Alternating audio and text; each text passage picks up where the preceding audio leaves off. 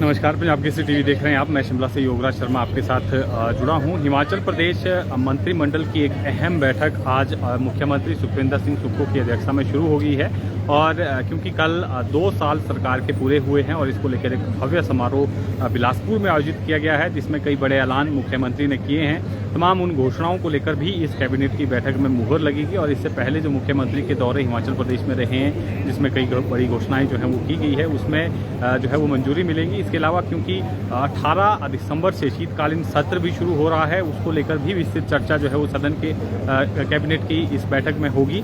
और खास तौर पर जो लैंड सीलिंग एक्ट है, जिसमें संशोधन की सरकार बात कर रही है, भोटा जो अस्पताल है, राधा स्वामी सत्संग ब्यास की तरफ से जो एक मांग सरकार से की गई है कि सोसाइटी के नाम जो है इस जमीन को रजिस्टर किया जाए, क्योंकि दान में ये जमीन जो है वो अस्पताल को दी गई थी, कई लोगों की तरफ से दी गई थी। तो ऐसे में सरकार इसको लेकर जो है संशोधन विधेयक लाएगी। पहले दिन ही सदन में जो है ये संशोधन विधेयक लाया जाएगा।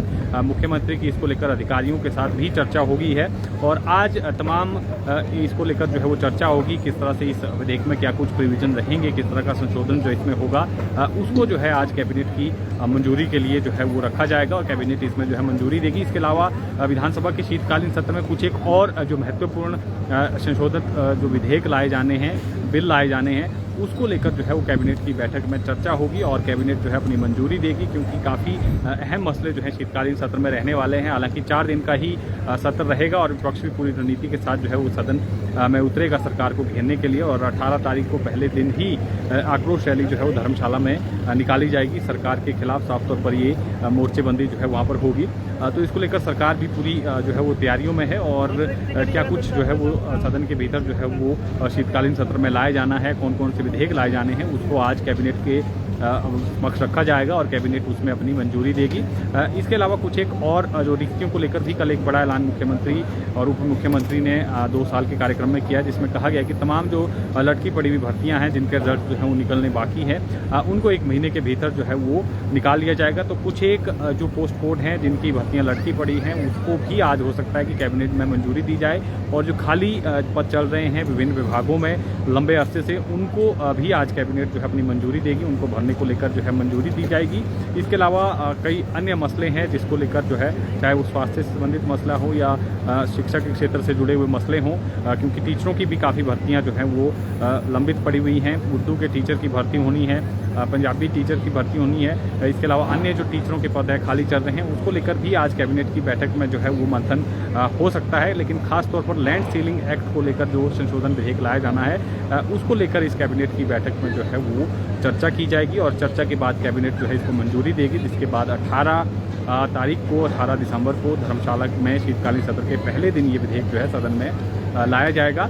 हालांकि अब देखना होगा विपक्ष का क्या रुख रहता है, क्योंकि इससे पहले विपक्ष भी 2019 में इसको लेकर जो है वो विधेयक लाने की बात कह चुका था, लेकिन उस वक्त जो है वो कांग्रेस ने साफ तौर पर हिमाचल को बेचने के आरोप जो हैं वो लगाए थे और यही वजह थी कि सरकार ने इस संशोधन विधेयक को फिर सदन में नहीं लाया। अधिकारियों ने भी इसमें जो है वो मनाही की थी, लेकिन अब कांग्रेस की सरकार है और अब कांग्रेस जो है इस विधेयक को ला रही है। अब देखना होगा बीजेपी का किस तरह का रुख इसमें रहता है और क्या बीजेपी जो है वो इसको लेकर सदन के भीतर जो है वो सरकार को घेरने की कोशिश करती है और किस तरह से ये जो है वो विधेयक जो है वो पारित हो जाता है, क्योंकि काफ़ी महत्वपूर्ण ये विधेयक रहने वाला है।